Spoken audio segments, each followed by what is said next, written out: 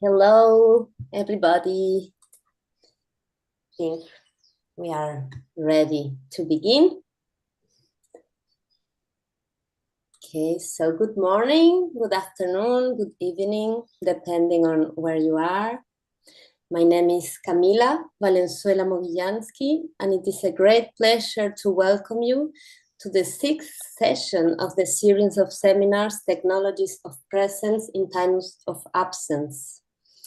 First of all, I would like to thank to the great organizing team that made this event possible: Emerita, Esteban, Lilian, Ivan Nilsson, Tatiana, and Rafael. Also, special thanks to André Ficker for his contribution through simultaneous translation, Marcelo Gontijo for his work creating the graphics for this event, and of course to the Universidade Federal de São Paulo, the Núcleo de Pesquisa em Saúde e Uso de Substância, the CAPESprint, and Amata Escola de Fenomenologia Corporal for their support. Before delving into the subject matter, I'm going to refer to some logistical aspects. So we have simultaneous translation for the Zoom room, and in the chat you can find the instructions to access it. Regarding the dynamics of the discussion, during the Q&A session, we will switch to consecutive translation rather than simultaneous translation. So we will all come to a same channel so the translator can translate both questions that are in Portuguese and in English. And also, if you prefer, you can post your questions in the chat. Okay, and if you have any questions regarding this or other logistic issues, please contact our organizing team. Okay, so now let's turn our attention to the purpose of this seminar series. In a time where we face several global challenges, such as unprecedented climate and environmental crisis, wars, humanitarian crisis, and political turmoil, we find it imperative to reflect on the potential of technologies of presence in addressing these challenges. The term technology often brings up images of computational and digital advancements, including digital devices, virtual spaces, and artificial intelligence that have permeated different domains of our lives. While beneficial in many ways, these developments often fall short in addressing the pressing issues we face.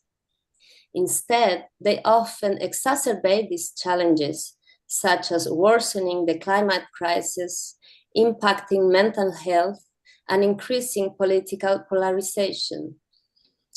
Recognizing that the destructive or constructive potential of such a technological development does not depend on the technology itself, but on how we use it, we aim to emphasize that certain human practices enabling us to develop profound understanding and management of our bodies and minds constitute technologies in their own right. These practices reshape our relationship with our environment, including technological artifacts, as well as with others and with ourselves. With this understanding, we define technologies of presence as the set of practices and knowledge that deepen our engagement with our own experience. More specifically, in this seminar, the notion of technologies of presence includes ancestral methods of interacting with our environment and body, psychophysical training associated with artistic practices and somatic approaches, meditation and movement practices, therapeutic techniques enhancing sensory perception, and research methodologies centered on lived experience. So the aim of these seminars is to provide a platform for interdisciplinary reflection on these technologies of presence. Some questions that serve as axis for this reflection are: what does presence imply in attentional, experiential, social, and even physiological terms? What are the characteristics of the practices that cultivate it? What do these practices teach us in relation to alternative modes of knowledge generation? And finally, what is the relevance of the technologies of presence in contemporary times? Last month, Professor Sabine Koch presented scientific evidence of the benefits of dance movement therapy for health and well-being, including capoeira, a Brazilian cultural heritage.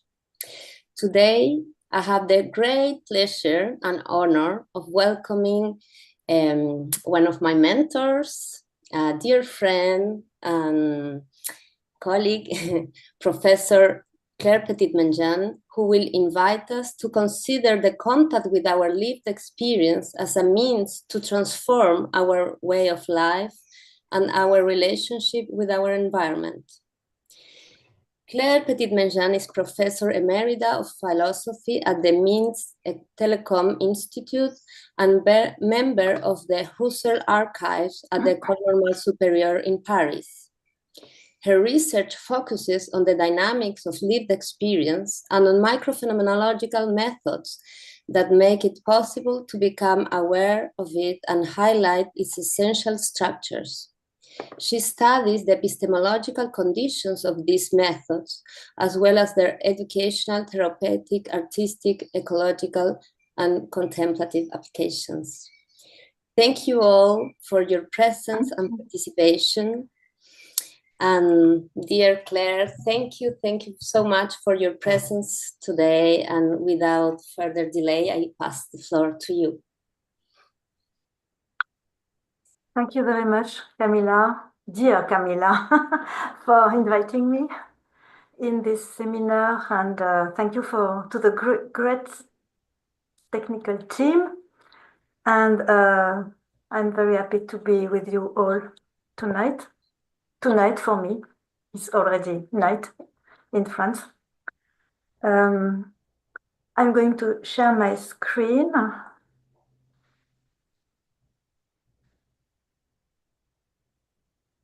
Is it okay? Can you see it? Okay.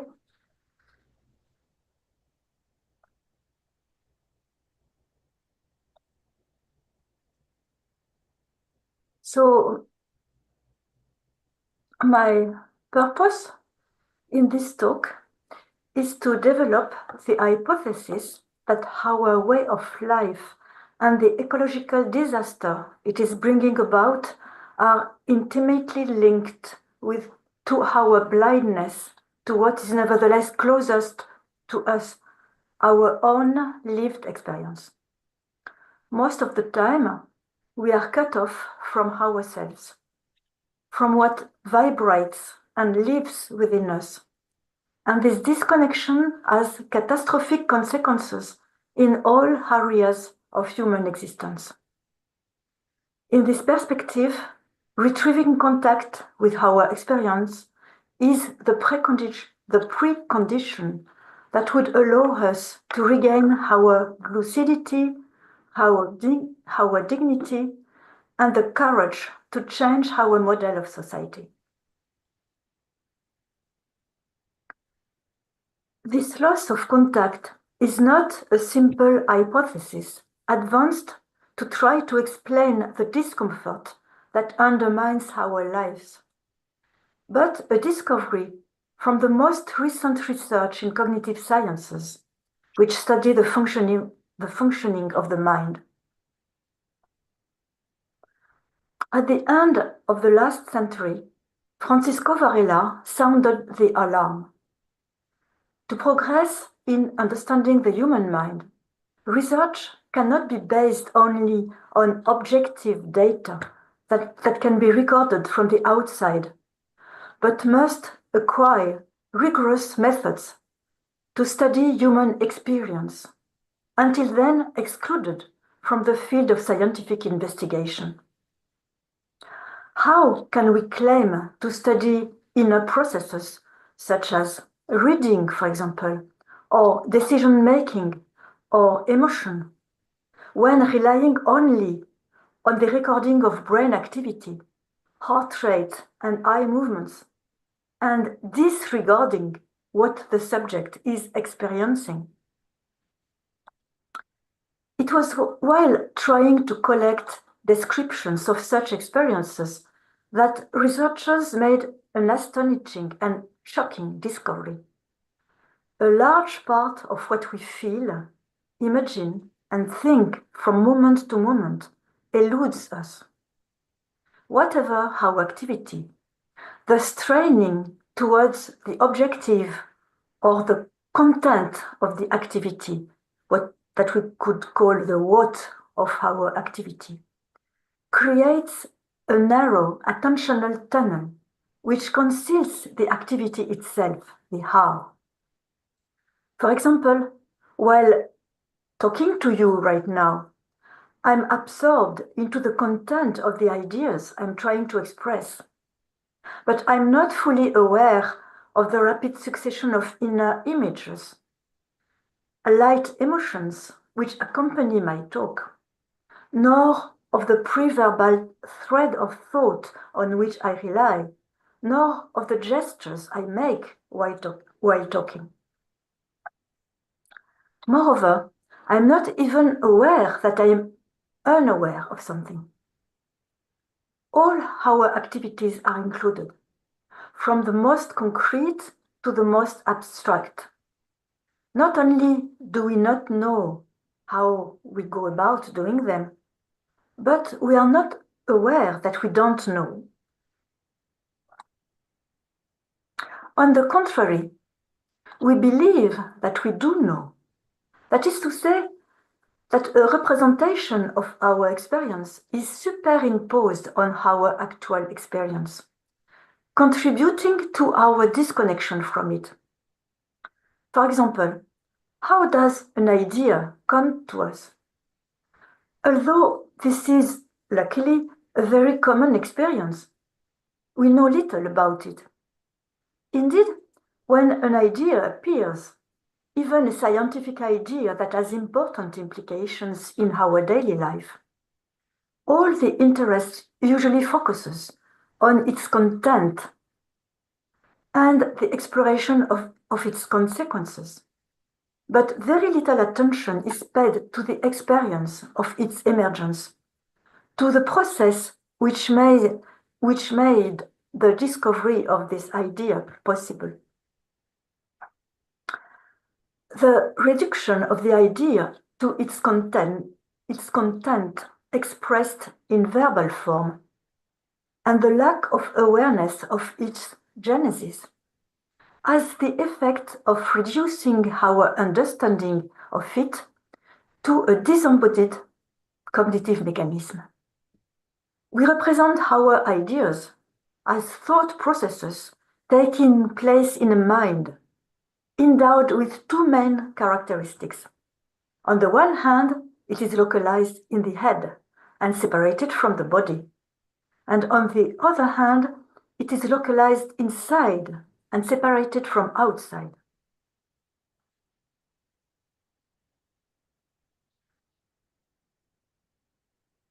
The collection of meticulous descriptions of the emergence of ideas made it possible today by suitable methods such as micro-phenomenology, for example, paints a completely different picture. First of all, this exploration shows that in the experience of ideation, the distinction that we believe we perceive between our mind and our lived body dissolves. Many thinkers have noticed that movement, walking, for example, is conducive or even essential to thinking, not only because it allows you to relax the focus on the question to be resolved, but because it allows you to find the rhythm, the gesture, which constitutes the very germ of the idea. According to many testimonies, before an idea is expressed in verbal, mathematical, pictorial, or musical form.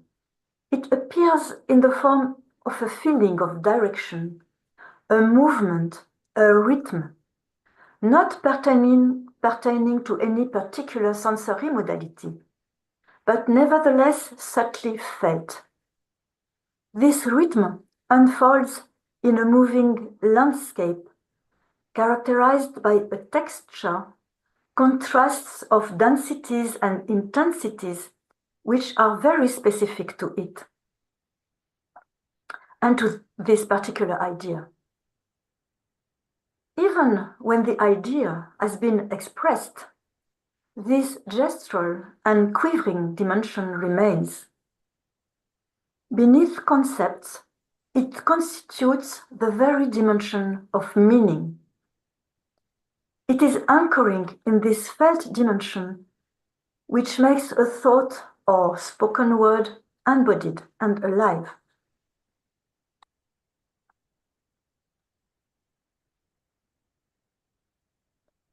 Now I would like to invite you to live a little experience. I invite you to choose a place of nature that you love and to take your time to go back there in your imagination. You can close your eyes if you wish.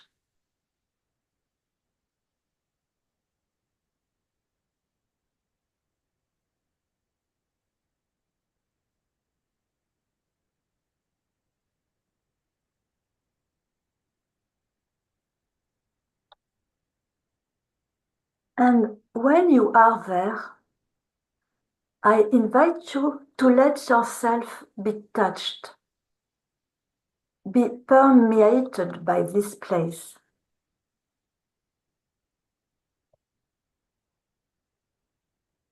You can let yourself be touched by the color or movement of the leaves, by the sound of birds or water, by the freshness of the air, by the sense of the place, or by the whole landscape. Take your time to let this landscape imprint inside you.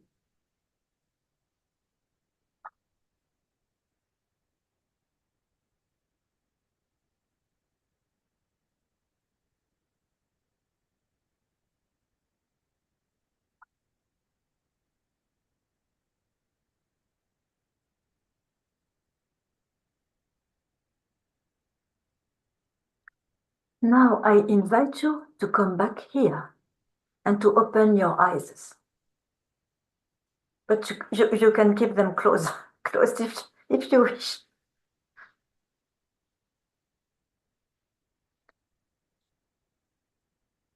Usually, we perceive ourselves as individuals, subjects, clearly separated from the external objects that surround us and constitute our environment.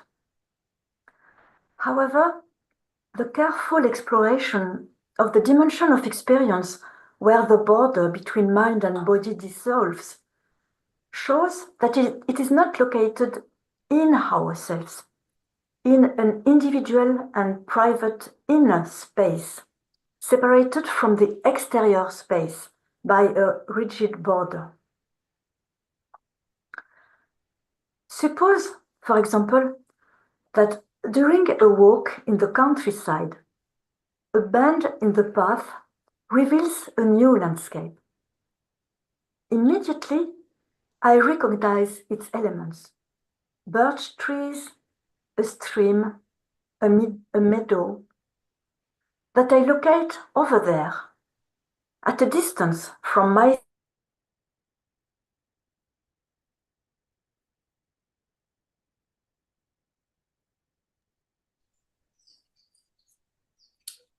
I think we had a problem. I think she disconnected. It was a battery issue.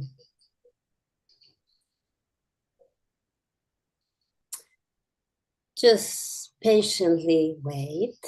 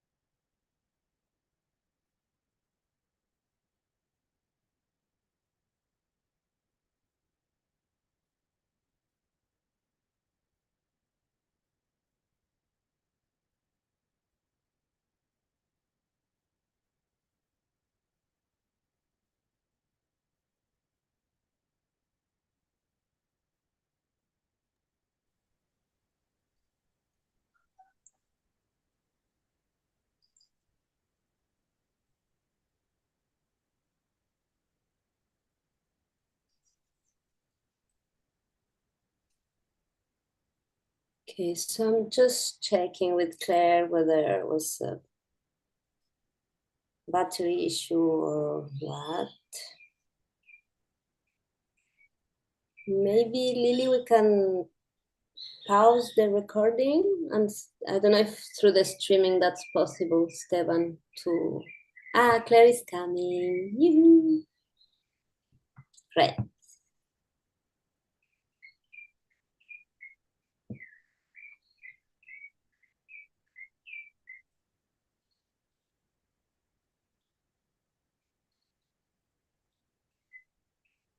Yes.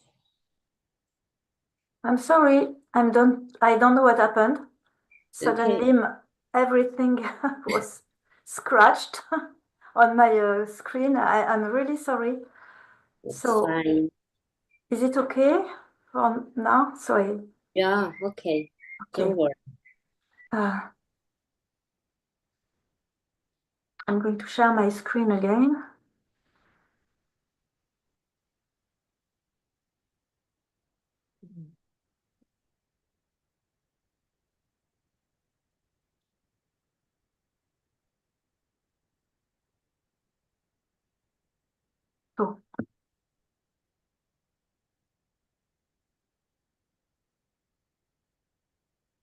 So I was describing a certain way of looking at a landscape. The tensed way, when you really try to identify the elements of the landscape. So for example, birch trees, a meadow, a stream. And in fact, when you do this, you locate this element over there at a I want to show my gestures over there at a distance from me who am there, who am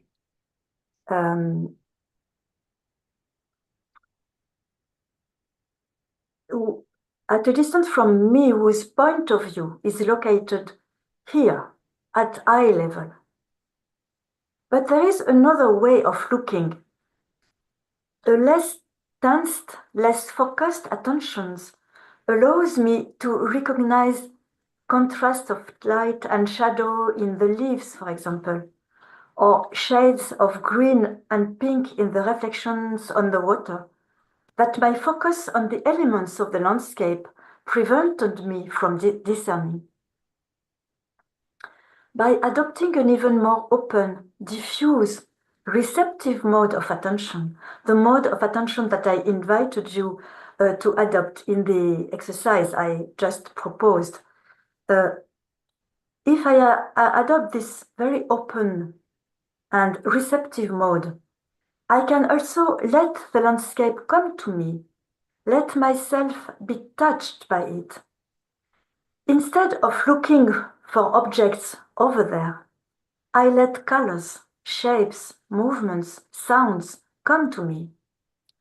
I let the atmosphere, the particular rhythms that emanate from the landscape permeate me, a little like a perfume or a music. The landscape is no longer an expanse that presents itself to me as a beautiful spectacle, a photograph of which would capture the experience in its entirety. It is no longer looked at, but felt, and this feeling dissolves the boundary between it and me. Here is a description of this experience. In such moments, there are no longer any barriers between me and things. It's as though I no longer had a skin. For example, that poplar over there, it's as though something was radiating from it, a quivering, a diffuse light, a very quiet and very fine sound, which comes right up to me and touches me in an indescribable way. Everything becomes incredibly touching. It's as though the space between things became denser, more luminous, more vibrant, and as though there was nothing else except this space. In this type of experience, the vibrations of light, the ebb and flow of water, the texture of trees and stones do not break at the border of the skin, but unite inside and outside into one uninterrupted space. The landscape pervades me. We are made of the same stuff,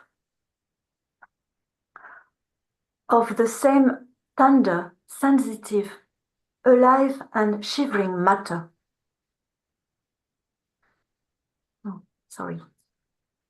For which our language has no word, but which the philosopher Merleau-Ponty called the flesh of the word, and which we can also call the felt dimension of experience. In sum, when loosening the tensions that cut us off from our experience, we come into contact with it. We do not find a mind, a body, and its environment. These words are abstractions, concepts that veil the reality of what we live. The song of the bird is not over there in the throat of the bird. It's not here in me either. It resonates in a space where the boundary between here and there does not exist, where the world and I meet, which Rilke called the inner space of the world.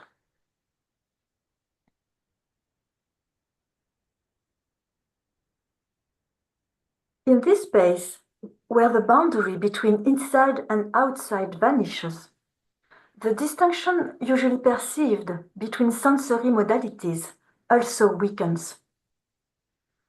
What I perceive of the landscape are no longer solid objects, but a world of fleeting impressions of intensities, discontinuities, rhythms, subtle feelings, its atmosphere. Unlike the elements of the landscape, which are seen, heard, touched, or smelled, these feelings do not fall within a specific sensory modality. The vocabulary used to describe their texture indeed calls simultaneously on several sensory registers. The visual register, we speak of shape, brightness, shadow, blur. The kinesthetic or tactile register, we speak of vibration, pulsation, pressure, density, weight, texture, temperature. The auditory register, we speak of rhythm, echo, resonance, half tones, sometimes even the olfactory or gustatory registers. The feelings evoked by a landscape are thus, strictly speaking, neither visual nor kinesthetic, tactile or auditory sensations. However, they have specific sensory submodalities such as intensity, direction, density, and rhythm, which have the characteristic of being transmodal, that is, transposable from one sensory modality to another. In these subtle feelings, the border usually perceived between the different sensory registers dissolves somehow. It is as if the five senses condensed themselves in it, in this transmodal dimension.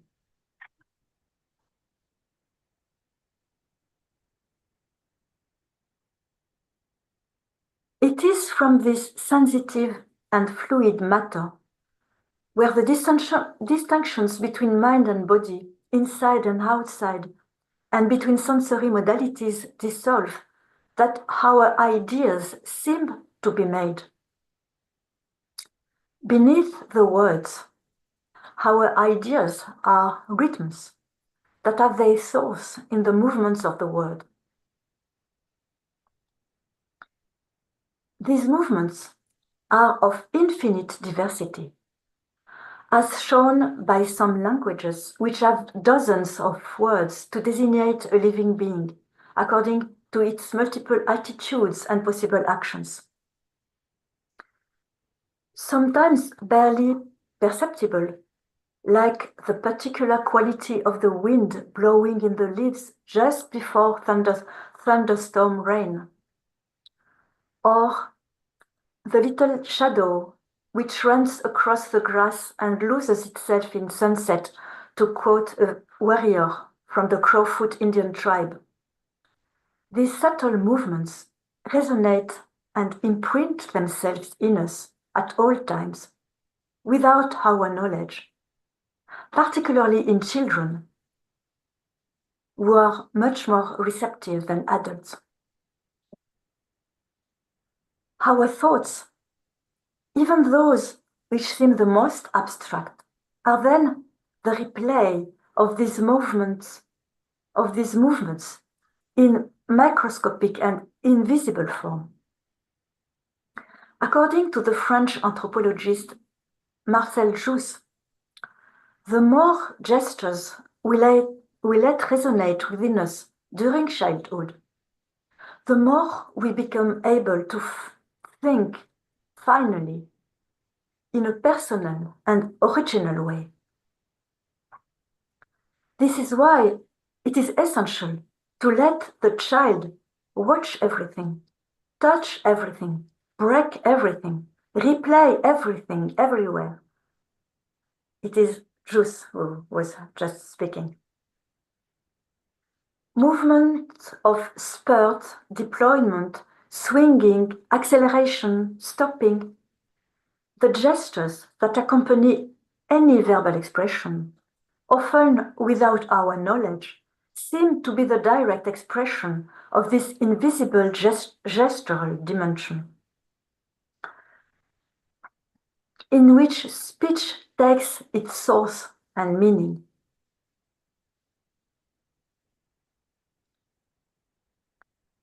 But thought and speech have been cut off from their gestural source.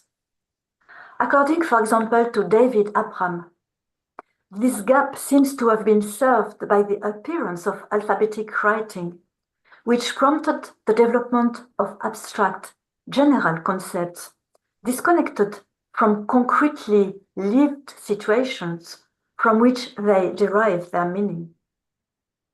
We forgot the gestural and deep meaning of words.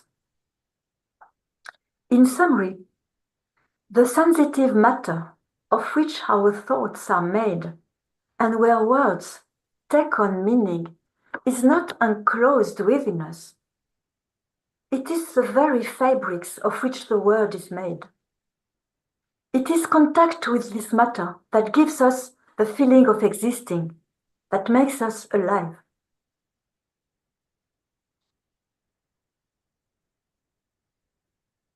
Interestingly, it is in this transmodal dimension that intersubjectivity encounters seem to unfold. As the psychiatrist Daniel Stern highlighted from very detailed observations of mother and child interactions, the word infant's experience is not a word of images, sounds, and tactile sensations, but a word of subtle modifications of movements, intensities, and rhythms, which Stern calls dynamics of vitality. The baby doesn't perceive acts as such. For example, taking the baby's bottle, unfolding the diaper. But the dynamics of vitality bound to these acts, how her mother holds her, takes the bottle, unfolds the diaper, combs her baby's hair or her own hair. The baby perceives the rhythms of her mother's gestures, the tone that emerges from them. The transmodality of these rhythms makes them transposable from one sensory modality to another, which enables a subtle mode of communication between mother and child that Stern calls affect attunement, moment after moment. In a pre-reflective way, mother and child attune their internal rhythms. For example, after about 6 seconds, the mother responds to the babbling of her baby, ma, ma, ma, for example, by a caress of the same intensity and the same rhythm. Difficult to mime this on Zoom. According to Stern, this dynamic and transmodal synchronization doesn't correspond to a stage of the child's development, then abandoned to make way for other modes of functioning, but remains in adulthood the one in which human relationships are played out. It's in this rhythmic dimension that our relationship with non-human living beings, such as trees, also seems to be played out through even more subtle attunements that we only begin to discover and are vital for us. Beyond human encounter, this silent stratum of experience is always with us. It is the very stuff of feelings, thoughts, acts, and of any creative experience.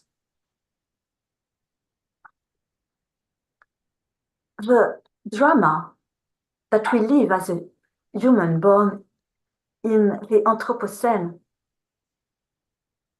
is that we are most of the time cut off from this dimension, the living art of our experience. It would be more accurate to say that we cut ourselves off from it by a process of rigidification that it is possible to recognize and describe. From moment to moment, we spend considerable energy trying to identify in the fluidity of the world fixed forms, objects of which we can say this, because it is only upon this condition that we can say I. For example, when a sound occurs, in a fraction of a second, it is recognized as the song of a blackbird over there in the plum tree. In the same fraction of a second, I come into the world. In this way, from moment to moment, micro-tensions create external objects separated from an inner space by a rigid border, which give me a feeling of existence, a borrowed existence. And the more rigid this border becomes, the more solid the object becomes, and the more my existence as an I is confirmed. This mutual confirmation, which arises in perceptual events, continues tirelessly in all strata of experience. This process is a matter of survival. All our attention is taken up by the objects whose solidity we strive to preserve, to try to maintain our own feeling of existence. It is an exhausting effort. Impossible to let go. We have to hold the word. This incessant straining to control in an attempt to maintain our borders divides, rigidifies, and leads to constriction and pain. We are so busy protecting ourselves from death that we protect ourselves from life itself.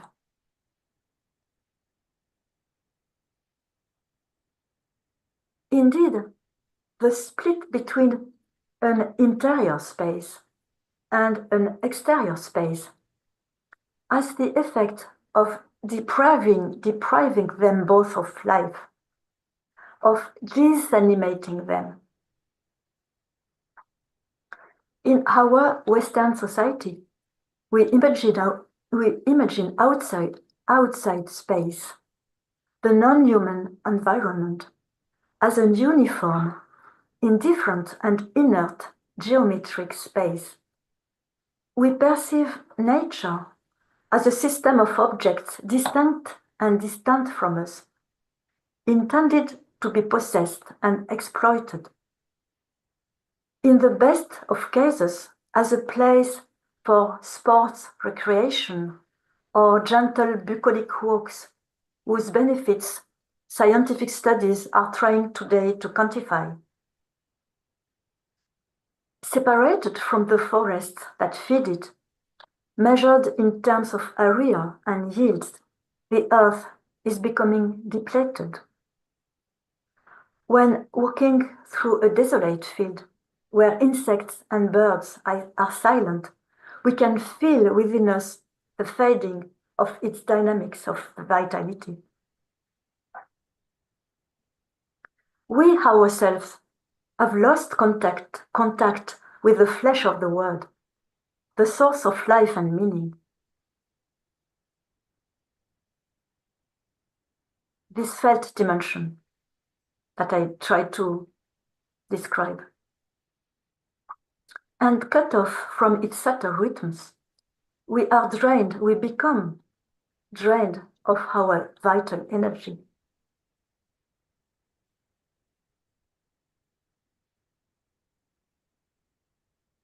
The harmful impact of our disconnection from the source of experience can be seen in many areas, such as education.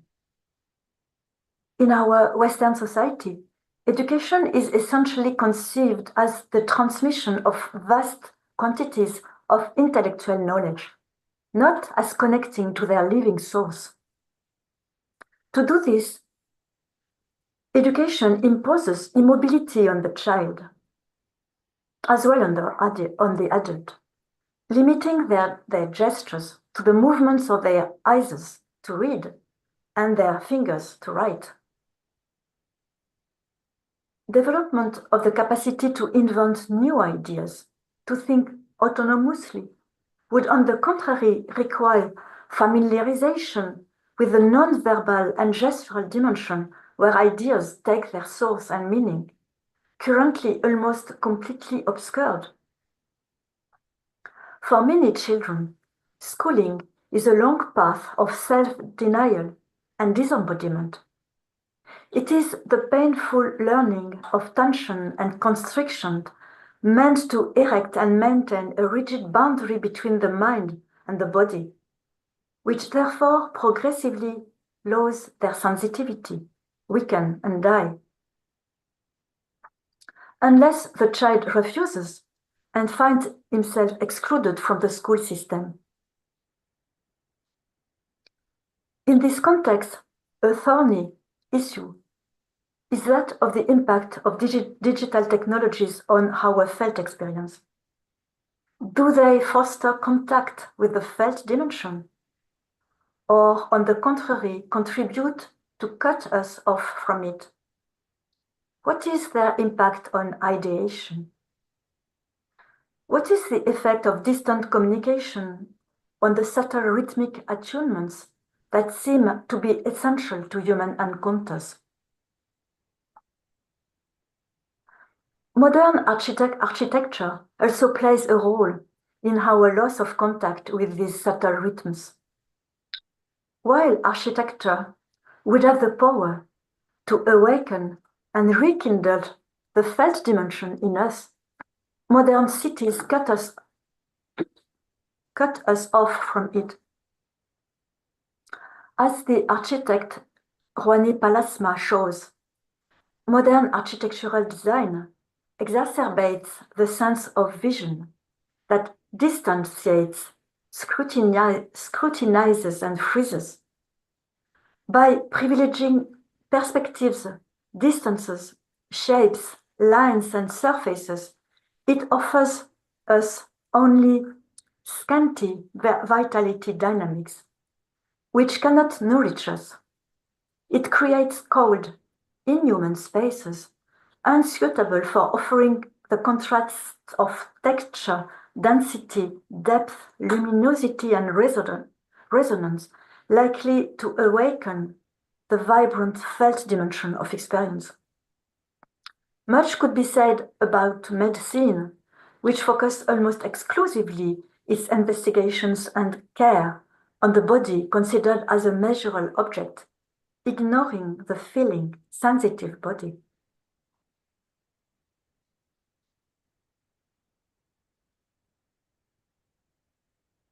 Most our activities, education, medicine, agriculture, architecture, are thus based on the concealment and stifling of the felt dimension, which has the effect of exhausting us.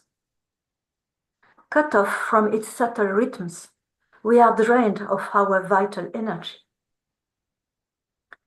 The hypothesis, supported notably by ecological psychology, is that the weaker we become, the more we try to satisfy ourselves with frantic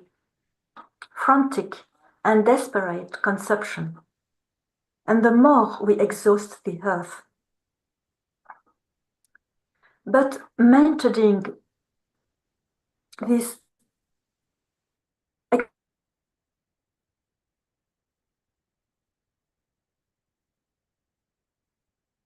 experiential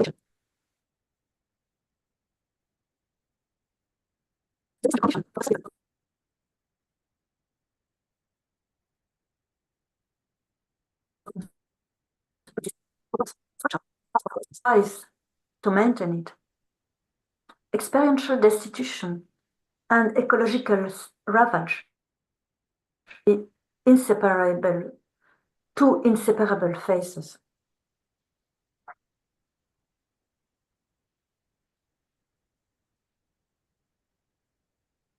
If the common root of our depletion and that of the earth lies in the tensions that cut us off from the source of our lived experience, the essential condition to solve the inextricable ecological problems which we meet today is to regain contact with this source. We had problems with translation, so just a minute. 1 minute. Okay.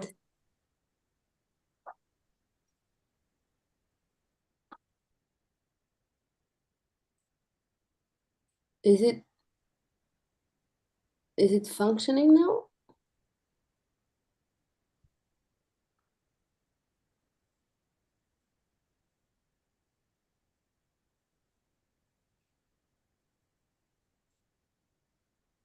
Yeah?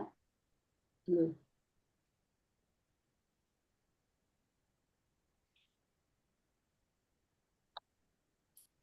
Is Camila, it conseguiu ouvir? good now?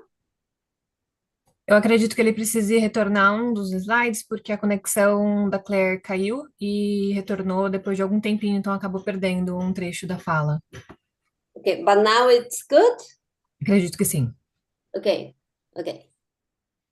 good. Okay, so Claire can carry on, is it? No? Should you go back a couple slides because I think we all lost a bit of the message. It got Okay, so if you distorted. put Claire, Yeah.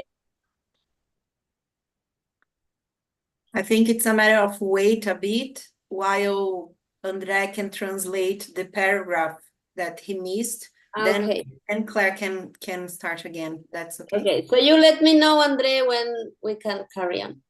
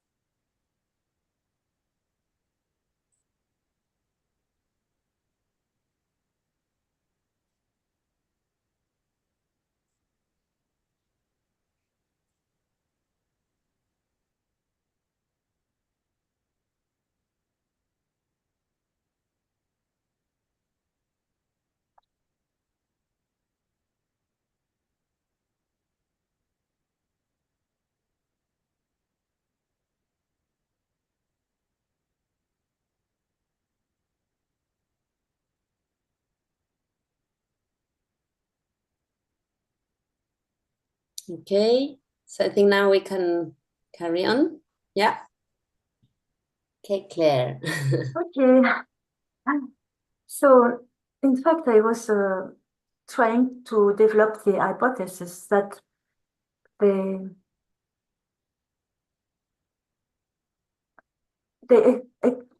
huge ecological problems that we meet today are rooted in the loss of contact with lived experience, with our felt experience. And if this is the case, regaining contact with our experience is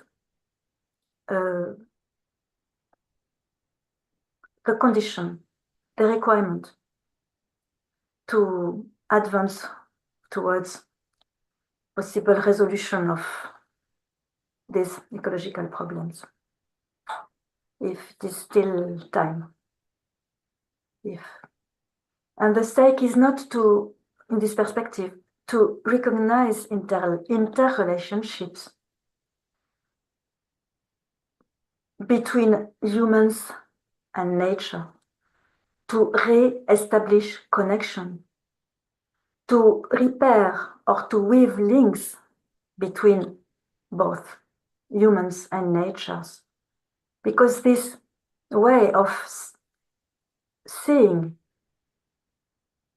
things is still a way of conceiving them as separate, establishing connections between two separate things, create links between humans and nature, supposes that they are separate. And in fact, the challenge is to recognize their unity in the heart of experience. The most overwhelming statistics, the most convincing demonstration of the harmful effects of our way of life on the earth will, in this perspective, remain powerless until we give ourselves the means to recognize this unity within us and to think, talk, and act from there. Insofar as the economic, social, scientific current system is based on the extension of experience, the call to come back to it is an act of resistance, both personal and political. On the personal level, it is a question of retrieving the contact with what vibrates and lives within us, the felt dimension of our experience, in order to recover our unity, our integrity. Only this contact can free us from the compulsive need to acquire objects in order to confirm our own existence, and can enable us to live in a more sober, dignified way. Only this contact can give us the lucidity and determination necessary, on the one hand, to identify what obstructs, freezes, and exhausts life, and relinquish it. And on the other hand, to recognize what nourishes life, gives it meaning, and to choose to prioritize that.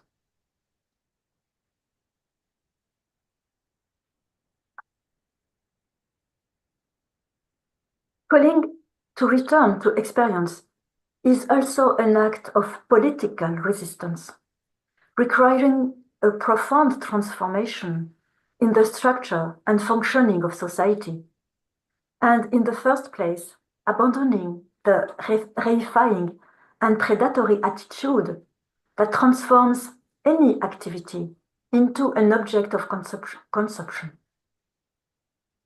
Health into medical treatments, education into the consumption of knowledge, entertainment into ready-made shows and games. Let us imagine a school that instead of feeding children with ready-to-consume contents of knowledge, allows them, in touch with movements of the world, to come into contact with the living source of ideas and meaning, and to develop free and creative thinking.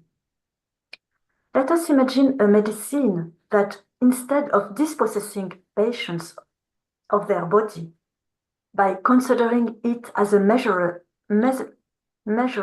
object, takes care of the living, sensitive body.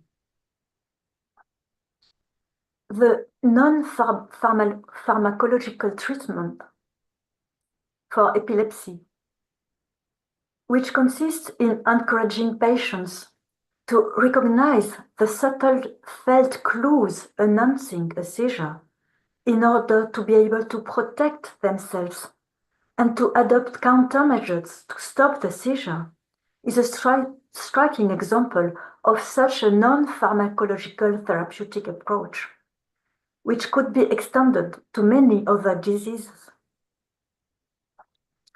Let us imagine cities, houses that envelop us in their dynamics of vitality and elicit in us enough receptivity and confidence to let ourselves be permeated by them.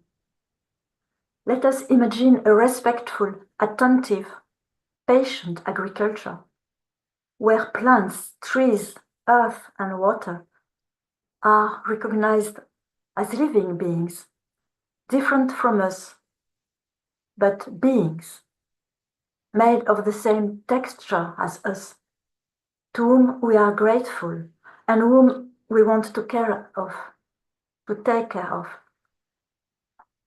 Let us imagine a science both precise and rigorous, but slow and gentle, integrating a meticulous study of lived experience, and therefore giving researchers time to get in touch with theirs.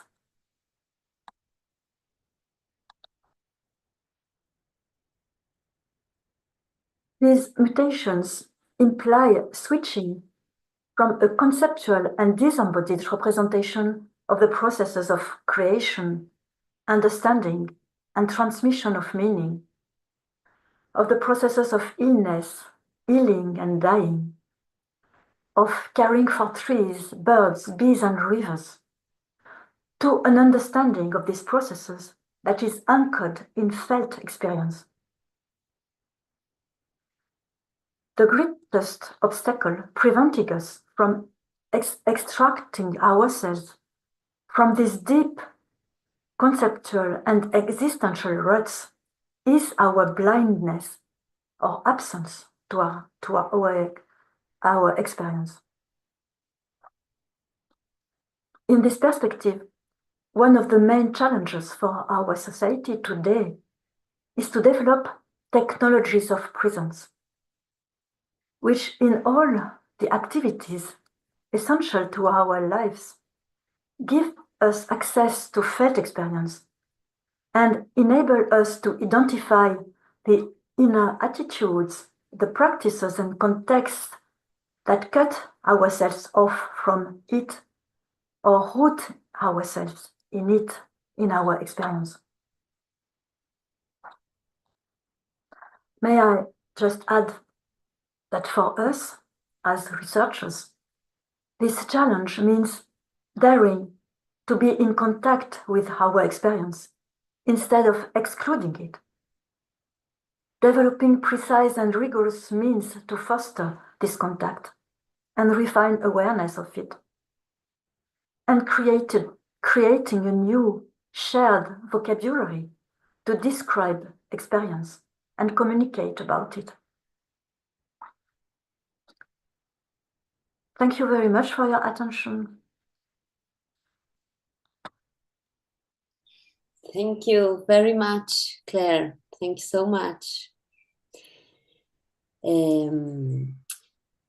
So now we'll have time for questions, and we will disconnect the channels of the translation so that we can be all in the same channel, and we will do consecutive translation. So for that, I mean, in that way, the translator can translate questions that are made in Portuguese and in English.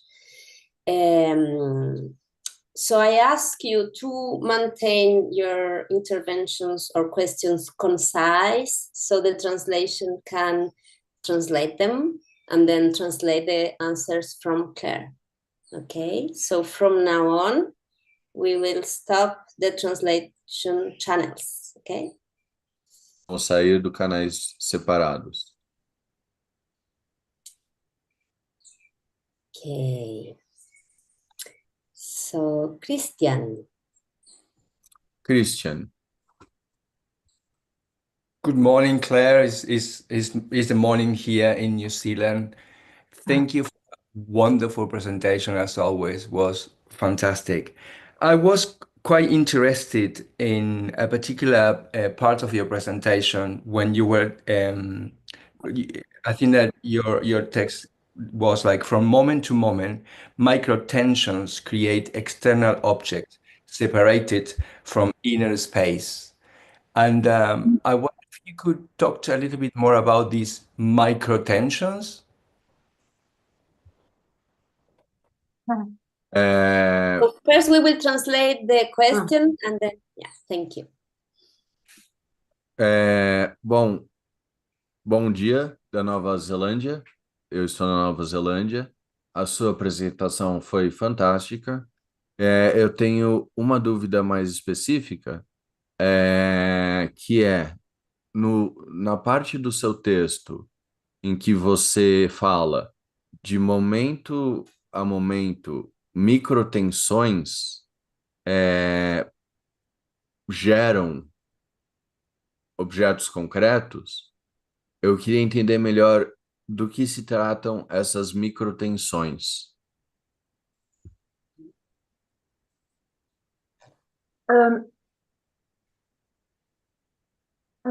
Thank you, Christian, for your question.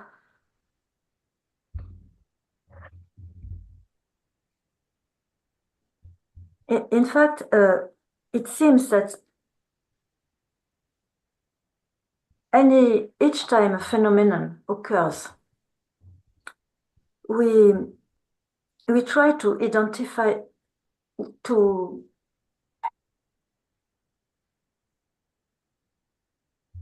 in fact, we try to identify it, we name it, and in this way create an object. My hypothesis, and what in fact I am exploring, is that this duality between an objective world and a subjective world is created instant after instant by microtension. So if a sound is emitted, if there is a sound, in fact, this sound is not an objective event nor a subjective event. It's just a sound. But immediately we are going to, through a microtension, create an object separated from what we call a subject. And it is something that we do constantly to create our world. And it is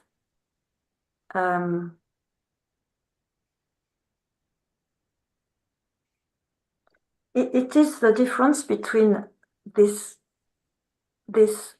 micro gesture of touching and being touched that I try to arise in you through my exercise. We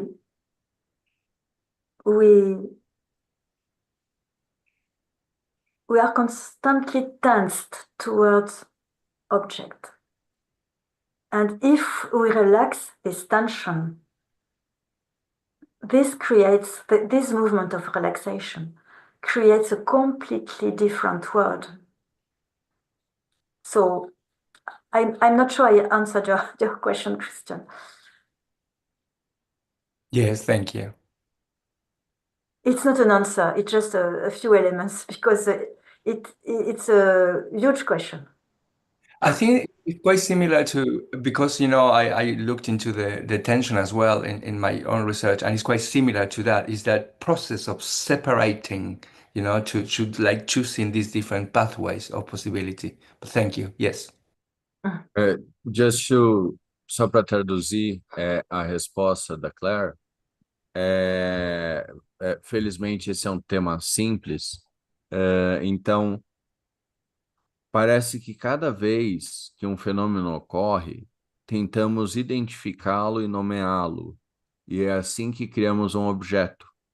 A minha hipótese, a hipótese que eu estou investigando, a Claire, é que essa dualidade entre mundo interno e externo é criada momento a momento por essas microtensões. Por exemplo, se surge o som de um pássaro, o som em si, ele não é objetivo nem subjetivo.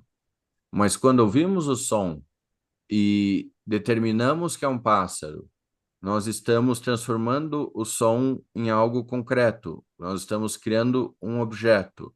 E essa é a microtensão, a transformação de algum estímulo em um objeto interno. E nós estamos sempre tensionados na relação com os objetos, na intenção de criar objetos. Sempre estamos tensionados para fazer isso. E se conseguirmos relaxar essa tensão, criamos ou vivenciamos um mundo completamente diferente.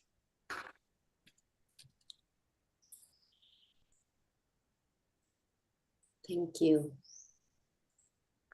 I'm sorry, my answer was long. I will try to be concise. So maybe, Andre, if you need that she pauses during her answer, you can just say, and then you translate, and then she carries on, maybe. We can do that. Okay. Absolutely. Okay. So, Andre, you are with your hand. Yes. You have a question? I have a question. Okay. I think Alexander was first. Yes, before me. Okay, and then you. Okay, Alexander. Thank you so much, Dr. Claire, for your great presentation. I would like to ask, when you talk about landscapes, what about dream landscapes? When we not let full emotions or gestures, when unconsciousness take at us, so how we can consider dream landscape in this approach, and what indicators we should look at? Thank you. I'm not sure I understand your question, Alexander. So I talk about experience of dreaming. So when we in dreaming landscapes, when we have dream and we see some landscapes in through our dreaming unconsciousness, how we can experience this, describing this, how we can analyze this through micro-phenomenology approach, or what you talking about this during this presentation? Ok. Então, a pergunta é... Bom, muito obrigado. Quando você fala de paisagens, e as paisagens nos sonhos? Como consideramos as paisagens que vemos quando estamos dormindo, sonhando?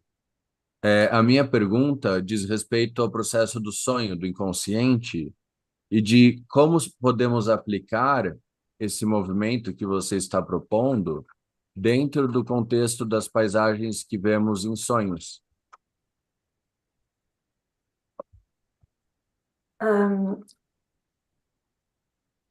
I think that the only way to answer your question would be to, for me, in my, would be to do micro-phenomenological interviews with dreamers, to invite them describe their dream landscape,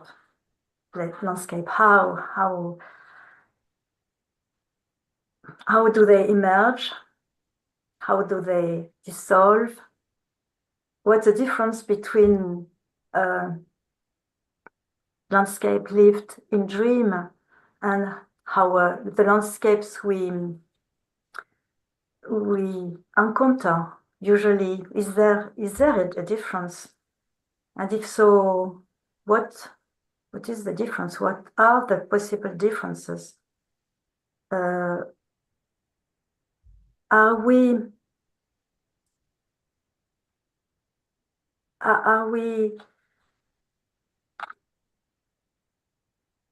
more in contact with the felt dimension of landscapes in our dreams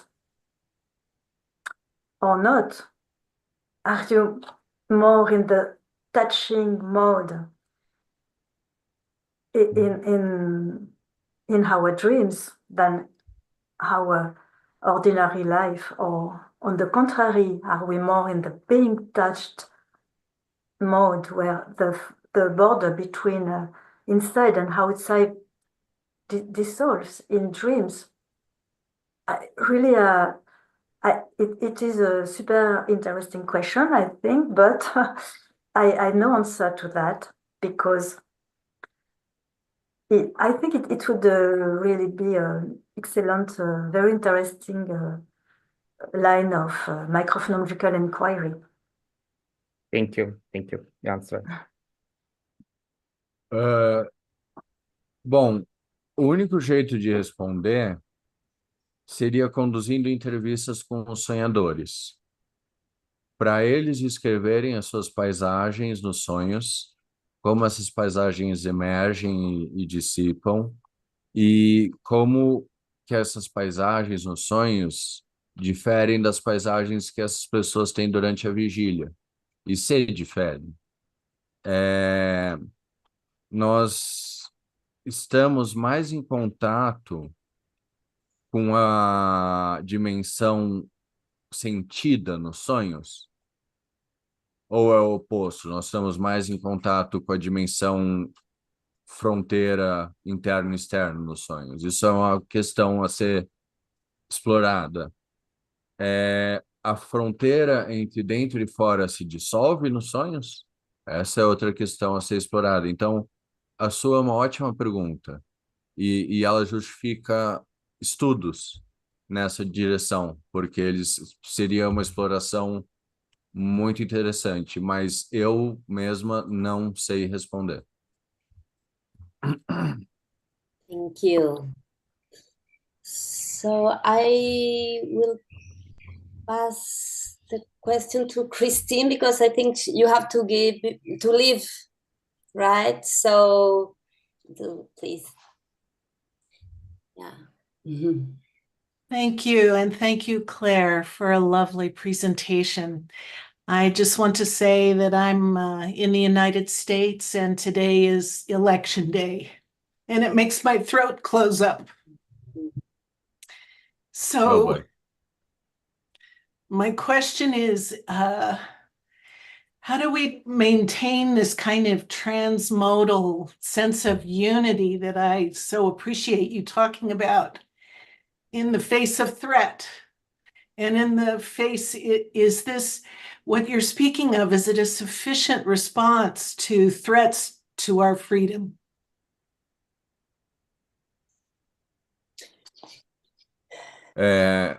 Bom, hoje, para quem não sabe, é o dia da eleição nos Estados Unidos.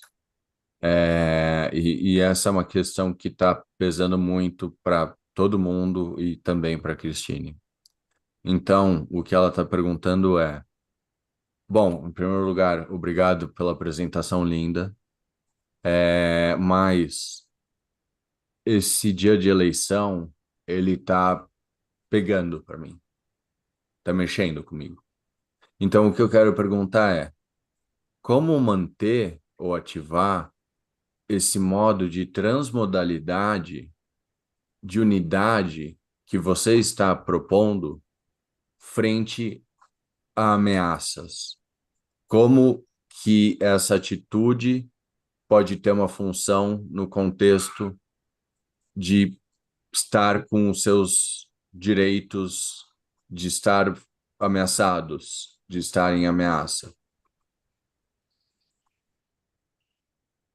It is really a very difficult question. So difficult.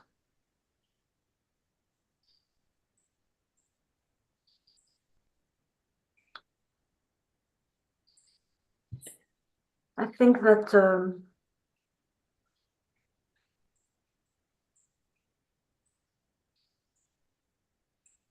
I consider personally this anchorage in the felt dimension as the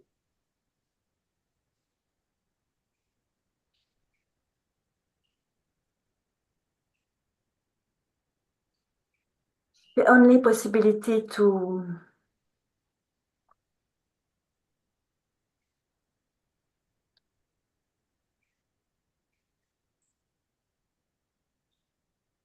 not to be to free ourselves from suffering.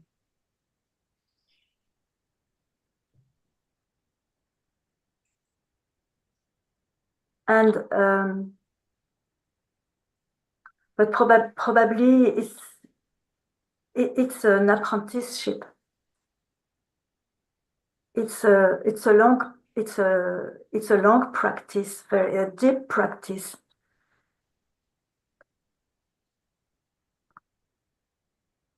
That you have to begin to practice. It's not at the moment where suffering comes that you can begin to practice. You have to practice long before in order to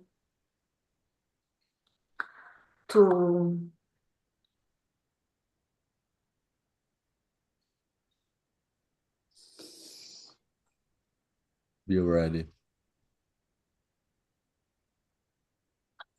maybe you can translate this because it's really very difficult to answer.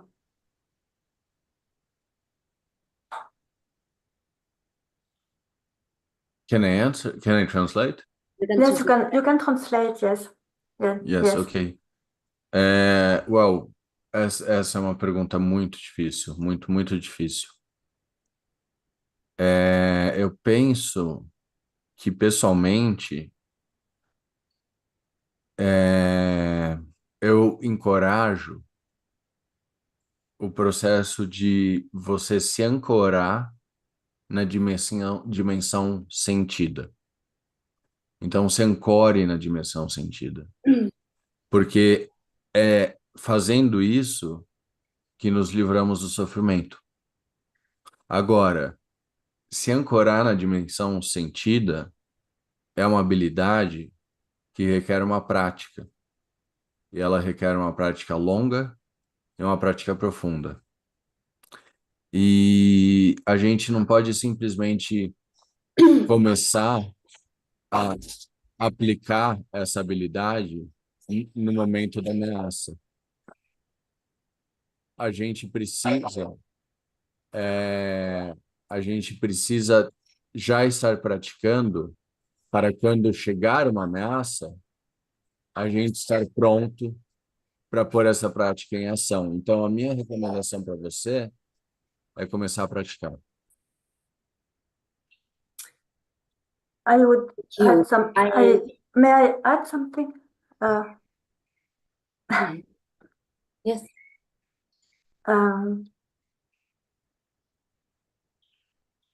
for me, but it's personal to me. But this, what we could call the felt dimension, that dimension of experience that we usually don't see, don't recognize, is the refuge, the only refuge. How do you say in English? The refuge? Shelter? Oh. No. Refuge. Refuge. Refuge. Yeah. Difficult to say more.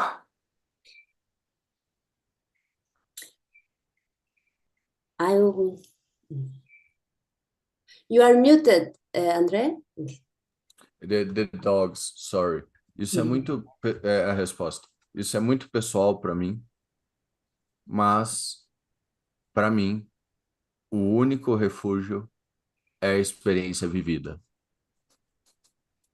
E é isso que eu posso dizer. A experiência vivida é o refúgio. E essa prática leva a esse refúgio. Thank you. I will allow myself to add a little something. I think that is precisely because of that is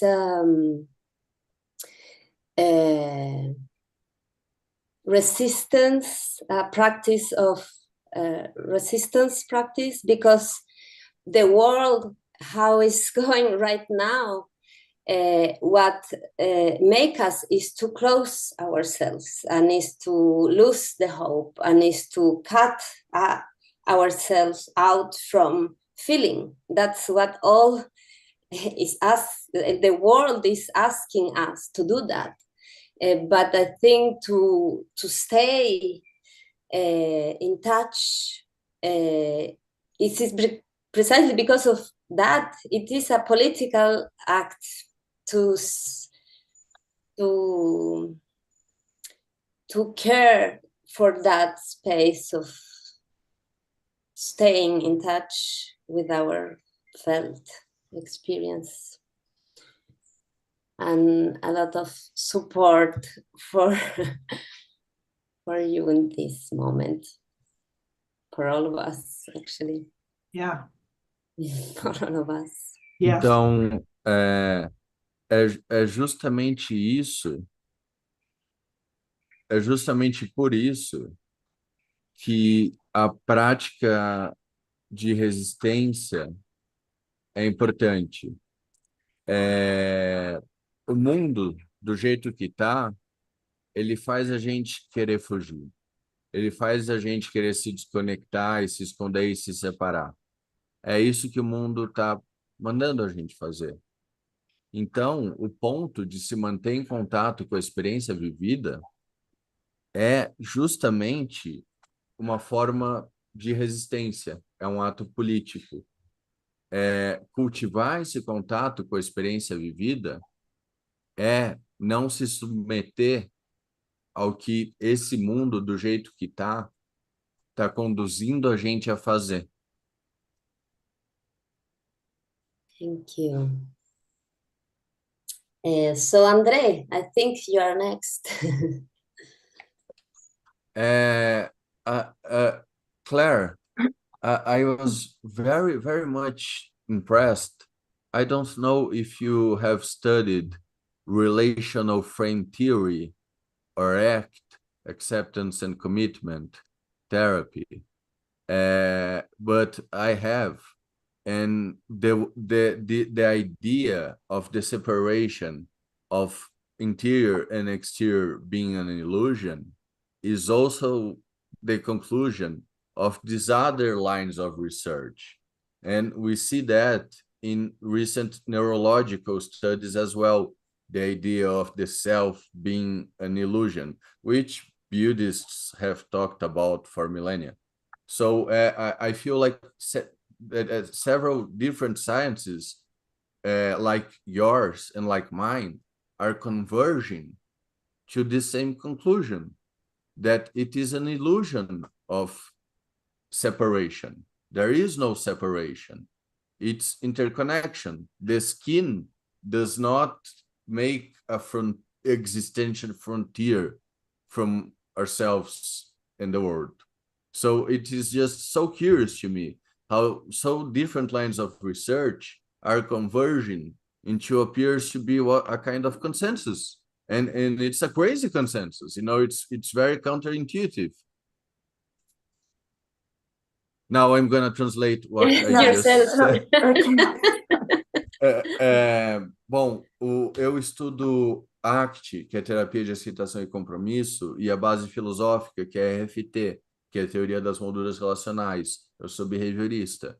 E nesses estudos, a gente está chegando às mesmas conclusões. Não existe uma separação entre organismo e ambiente.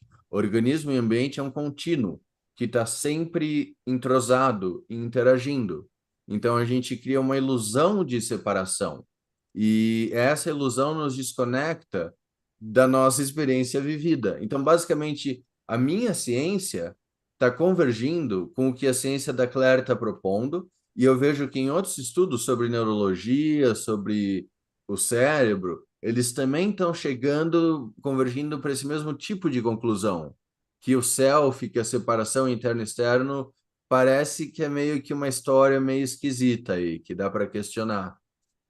Então, eu achei curioso essa convergência, foi isso que eu levantei. Thank you, André. I just like to say that the convergence of these approaches, which are sometimes very, very different and independent, for example, the neurological approach and the experiential approach, that their convergence is a very strong clue of their reliability. It's very encouraging.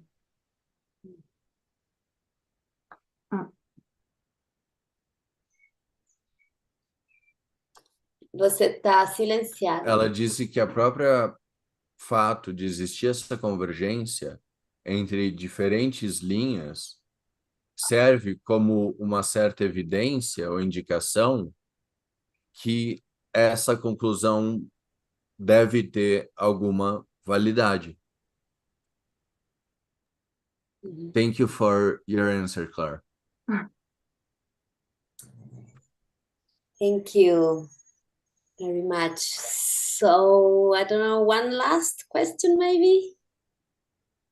Mais uma última pergunta? I think Marcia was in the Márcia? Hi, Claire. Hi, Hi, Camila. Marcia.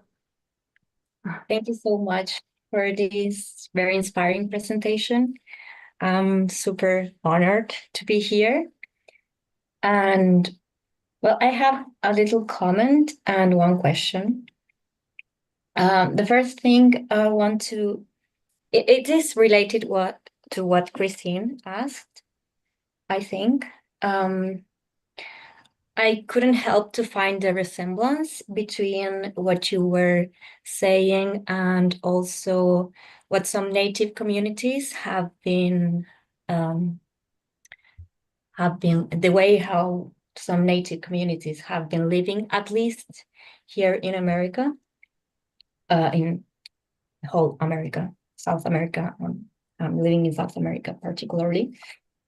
So I was just thinking that we can find some clues in ways how to resist these threats, look into what they did, because they have been threatened over more than 5 centuries. So maybe we can find some clues in there. And as well, related to this, I have this question or this reflection as well. If it's of any use to try to convince more people or try to, because this the way of proposing these ideas and these theories, it's very individual, I feel sometimes, to stay in contact with our own lived experience. which I think it's very necessary, but I wonder if there is another step that we can take to have more collective consciousness maybe, or to be in touch with other people could be very more helpful maybe to be able to produce any change. And the second question I have, sorry, it's taking longer than what I expected. The second thing is, you mentioned that children are more receptive to this movement, and that we all have this way of perceiving the rhythms of the world. And I was wondering if it would be of any use to describe this experience. I don't know what for, but maybe if you think that it can be helpful for science or for connecting to our experience. Thank you. Muito obrigada. Foi muito inspirador. Eu estou honrada de estar aqui. Eu tenho um comentário e 2 perguntas. Primeiro, eu vi uma semelhança entre a sua fala, a sua proposta e a atitude, a forma de vida de diversas comunidades nativas aqui na América do Sul, onde eu moro. Podemos encontrar dicas de como resistir observando e aprendendo com essas comunidades que, afinal, estão resistindo há 500 anos? Esse é o comentário. A primeira pergunta é útil tentar convencer pessoas dessas ideias? Porque é algo tão pessoal e individual, mas será que podemos tomar passos para cultivar mais consciência coletiva, para trazer mais pessoas para essa forma de ver? E a segunda pergunta, você disse que as crianças são mais receptivas. Seria interessante descrever essas experiências delas como uma forma de aprofundar o conhecimento da ciência?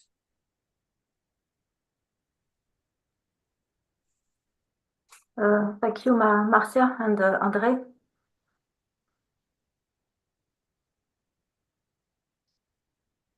So, of course,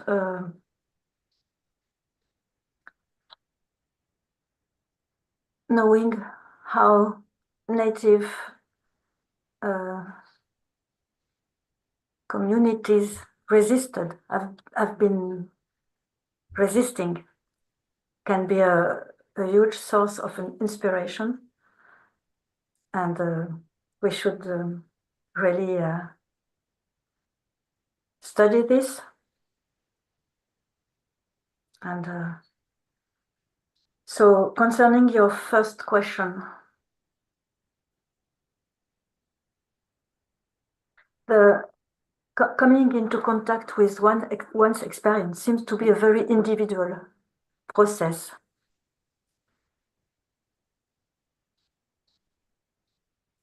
But on the other hand, it is through this individual process that the frontiers vanish,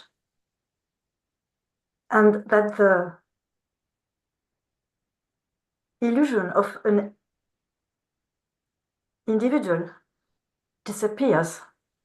So I'm not sure that we can oppose, we can, separate the individual approach from a collective approach, because it is in this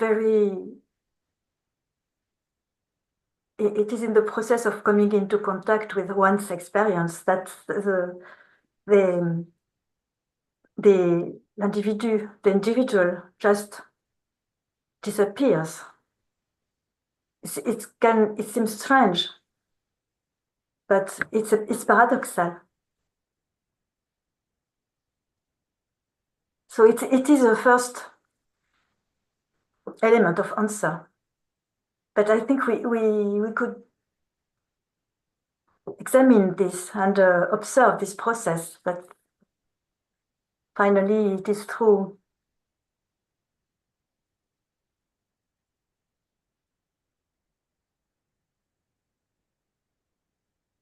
a close contact with what we could call the individual experience, that this experience explodes. And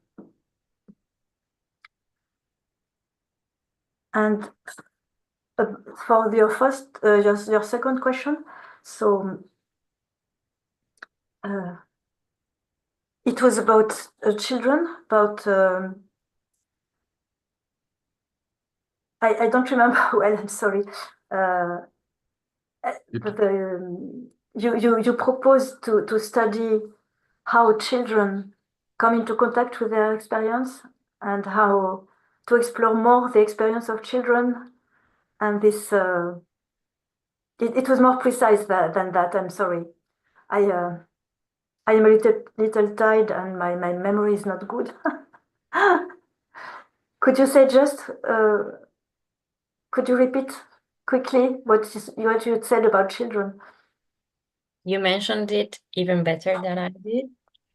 It is curiosity about how to describe this experience, or if it is of any use to describe it. Of course, it would be great. It would be super useful because we know little about the experience of children, about the hypothesis of Marcel Jousse, this anthropologist which lived many years ago, that children, that the word reverberates in children, that and all the movements of the word are absorbed by children, and these movements are then the seeds of ideas. It's a strong hypothesis, interesting, and we could explore it by investigating children experience, by asking them. It would be super interesting. Yeah, very good idea. It's not done enough. It's ignored. Mostly. Sorry. So thank you, Marcia. Bom, primeiro, ver como os nativos resistem deve ser uma fonte imensa de inspiração. E isso merece estudos. Quanto à sua primeira pergunta, o contato consigo mesmo parece ser um processo muito pessoal, mas é através desse processo que as fronteiras entre eu e outro somem. Então, eu não sei se dá para separar o processo individual do processo coletivo, porque no processo de entrar em contato com a sua vivência, o objeto indivíduo desaparece. Então, isso gera um paradoxo. Podemos examinar esse processo e devemos, mas eu não sei até que ponto faz sentido pensar nessa distinção entre um processo individual e um processo coletivo, porque é através do seu próprio processo, esse processo que vai gerar mudança no mundo. Porque a fronteira justamente entre você e o outro se dissolve. Então, é algo paradoxal de considerar. em relação à sua segunda pergunta, as crianças, elas exploram mais, elas têm experiências mais ricas, e seria muito útil saber mais sobre a experiência das crianças, porém, isso é muito pouco estudado e a gente sabe pouco sobre isso. Certamente isso contribuiria e traria informações importantes, mas a gente simplesmente ainda não chegou lá. Tem pessoas que falam disso, e tem uma pessoa cujo nome eu esqueci, um autor, mas que diz que todos os movimentos do mundo são absorvidos pelas crianças e é esse processo pelo qual elas absorvem os movimentos e ritmos do mundo, essa é a própria gênese, a semente do surgimento das ideias que vão emergir nela depois.